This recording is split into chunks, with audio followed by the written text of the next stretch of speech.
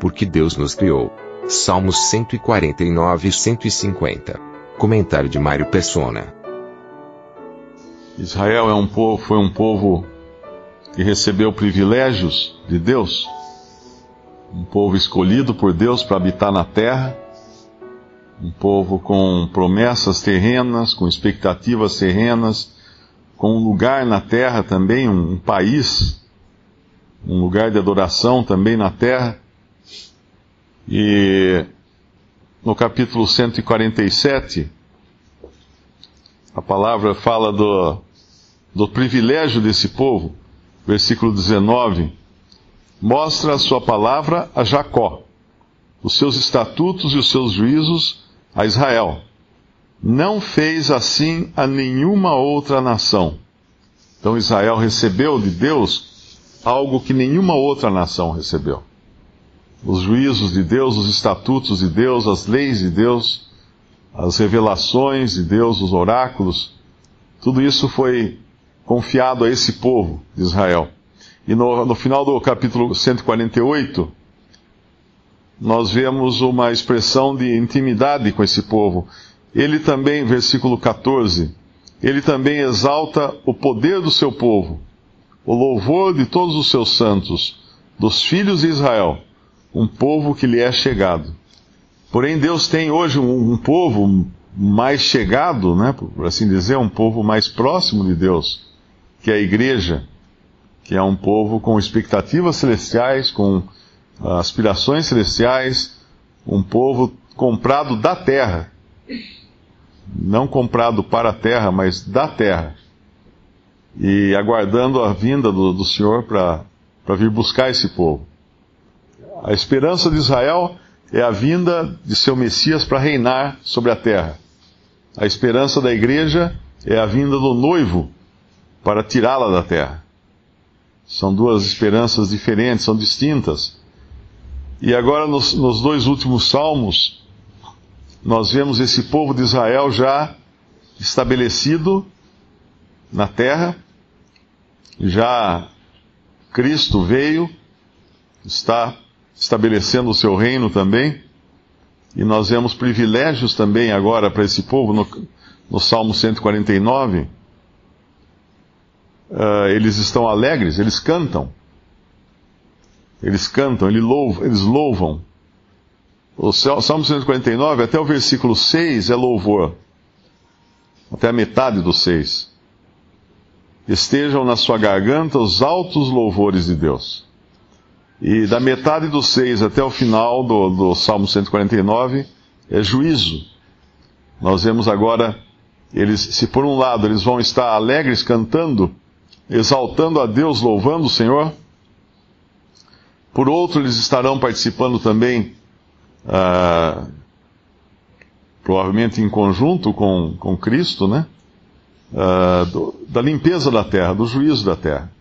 E a espada de 2 fios, metade do versículo 6, espada de 2 fios nas suas mãos, para tomarem vingança das nações e darem repreensões aos povos, para prenderem os seus reis com cadeias e os seus nobres com grilhões de ferro, para fazerem neles o juízo escrito. Esta honra tê-la-ão todos os santos. E é interessante que, apesar de a igreja não ser um povo terreno e com destino terreno, nós participaremos também do juízo das nações. Em Apocalipse, capítulo 2, versículo 26. E ao que vencer e guardar até o fim as minhas obras, eu lhe darei poder sobre as nações, e com vara de ferro as regerá, e serão quebradas como vasos de oleiro, como também recebi de meu Pai. Lá em Mateus em Mateus 19, o Senhor já havia feito uma promessa aos seus discípulos. Mateus 19, versículo 28. E Jesus disse-lhes: em verdade vos digo que vós, que me seguistes, quando na regeneração o Filho do Homem se assentar no trono da sua glória, Também vos assentareis sobre 12 tronos para julgar as 12 tribos de Israel. Eu não sei se essa passagem seria uma atribuição dada à igreja ou aos discípulos aqui como representando Israel, porque nós sabemos que nos evangelhos ainda estamos em tempo de Israel, né, dentro da perspectiva de Israel. Enquanto no Salmo 149 esse louvor é mais específico da congregação dos santos, que é chamado aqui no 149, versículo 1, louvai ao Senhor, cantai ao Senhor um cântico novo, e o seu louvor na congregação dos santos. Alegre-se Israel naquele que o fez, regozijem-se os filhos de Sião no seu rei. É importante entender sempre que nós estamos falando aqui de Israel, não é igreja. Nós não somos filhos de Sião e Cristo não é nosso rei. Ele é rei para Israel. Para nós ele é Senhor. E na sua relação de intimidade para com a igreja, ele é o noivo da igreja. Mas nesse Salmo 149, o louvor é mais, vamos chamar assim, limitado, né? Ou dentro dessa esfera da congregação dos santos. Mas quando a gente chega no Salmo 150, e não podia ser diferente, né, porque nós estamos encerrando o livro dos Salmos, que é um livro de cânticos, esse louvor é estendido a toda a criação. Nós vemos que agora entra terra e céus. Louvai ao Senhor, louvai a Deus no seu santuário, louvai-o no firmamento do seu poder. Então é tudo. É claro que aqui fala também do templo, né, em Jerusalém. Nessa época o templo terá sido reconstruído aqui. Mas é toda a criação agora entra nesse louvor. A terra e todas as coisas que nela há participam do louvor, e o firmamento também participa desse louvor. Louvai-o pelos seus atos poderosos. Essa é a razão do louvor. Eles têm muito de que louvar a Deus. O versículo 3 nos fala de um louvor com instrumentos, né, de som. Louvai-o com som de trombeta, louvai-o com o saltério e a harpa, louvai-o com a dufe e a flauta, louvai-o com instrumentos de cordas e com órgãos, louvai-o com símbolos sonoros, louvai-o com símbolos altissonantes. Todos esses instrumentos estariam no templo, faziam parte da adoração de Israel, e eram os instrumentos usados na música no templo, quando havia louvor, quando havia adoração em Israel. Muitos cristãos utilizam essa passagem como justificativa para a igreja usar instrumentos musicais na sua adoração, mas nós não temos nada semelhante na doutrina dos apóstolos. A igreja adora ou louva, né? A igreja canta louvores ao Senhor com o melhor instrumento que existe.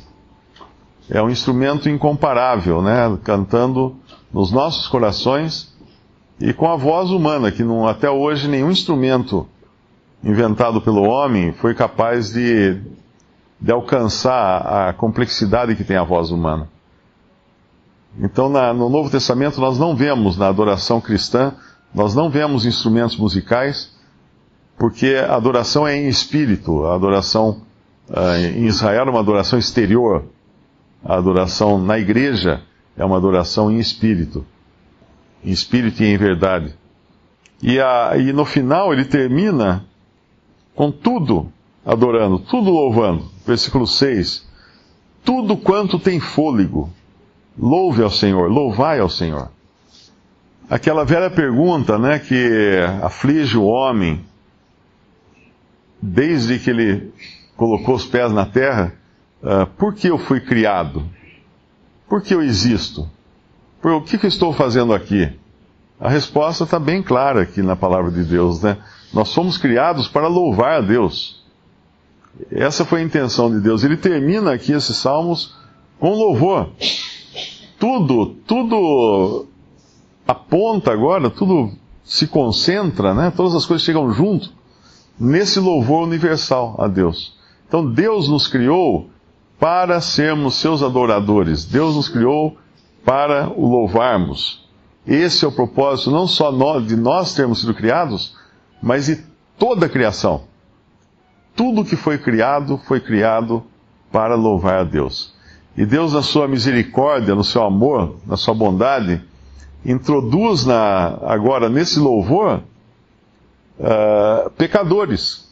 Pecadores redimidos, pecadores salvos, lavados pelo sangue do Cordeiro.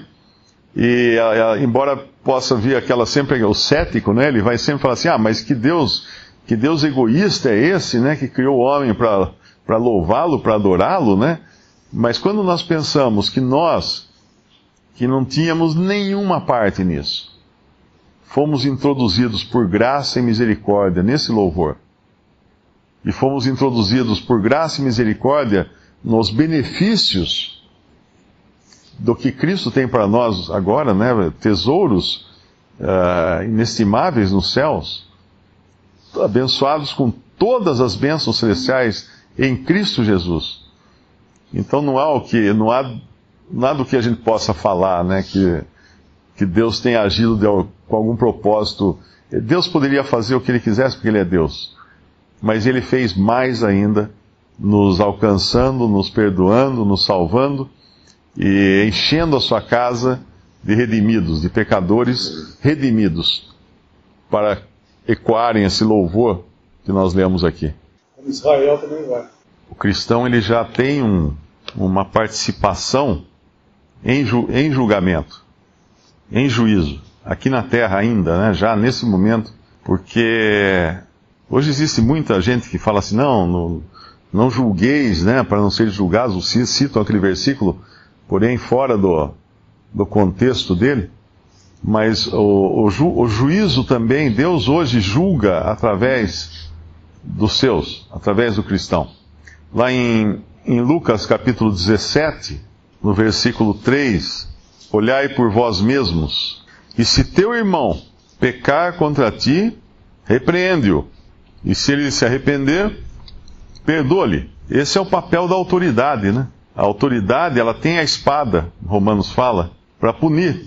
E no nosso capítulo lá em Salmos, é uma espada de 2 gumes. O cristão, ele tem também essa prerrogativa, né, de julgar, de repreender. Afinal, a gente começa fazendo isso com nossos filhos, desde pequeno. Os nossos filhos são julgados, são repreendidos quando pequenos. Essa é a função dos pais, eles têm essa obrigação até, né? São disciplinados. Esse é o papel da autoridade. Deus deu autoridade ao homem. E aqui fala, repreende. Se o teu irmão pecar contra ti, deixa passar, deixa para lá. Não, repreende-o. Muitos podem pensar que isso não é uma prova de amor, né? Repreender alguém. Mas é amor repreender, né? A gente, quando repreende os nossos filhos, nós amamos, nós fazemos porque nós amamos. Lá em Hebreus fala, se nós formos deixados sem repreensão, somos bastardos, e não filhos. E Deus repreende, ou disciplina, ou castiga o filho que ele ama. Então o cristão, esse que vai exercer juízo até contra anjos no futuro e julgar a terra com Cristo, né? Ele hoje já tem a responsabilidade de julgar as coisas, de repreender aquele que peca. Existe disciplina, lá em Mateus 18, quando fala dessa disciplina individual, né? Quando um peca contra o outro, ele é repreendido por esse outro, mas quando ele não dá ouvidos, ele não dá atenção, aí é levado à igreja a questão. E a igreja então tem autoridade dada por Cristo para julgar as coisas e também repreender e disciplinar. Porque quando nós não fazemos isso no âmbito cristão, Deus faz. Deus faz. É o que acontecia lá em 1 Coríntios capítulo 11, quando ele fala na ceia, que eles estavam participando da ceia de qualquer maneira, E o apóstolo Paulo fala, por isso que tem muitos que dormem. Por isso tem muitos que dormem. Não havia disciplina, não havia julgamento, Deus julgava então. Nós vemos em 1 Coríntios 5, aquele homem que não estava sendo julgado pela Assembleia, Deus ia colocar sua mão sobre ele, se eles não tomassem alguma providência. Então ao mesmo tempo que é uma responsabilidade do cristão, julgar, disciplinar, repreender, é um privilégio ser julgado, ser repreendido, ser disciplinado, porque quando acontece isso é porque estamos sendo cuidados pelos irmãos que fazem isso conosco e por Deus, né? Antes que Deus tenha que intervir e Ele próprio pesar sua mão sobre nós.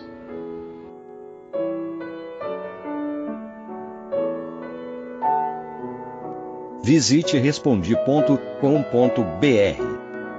Visite também 3minutos.net.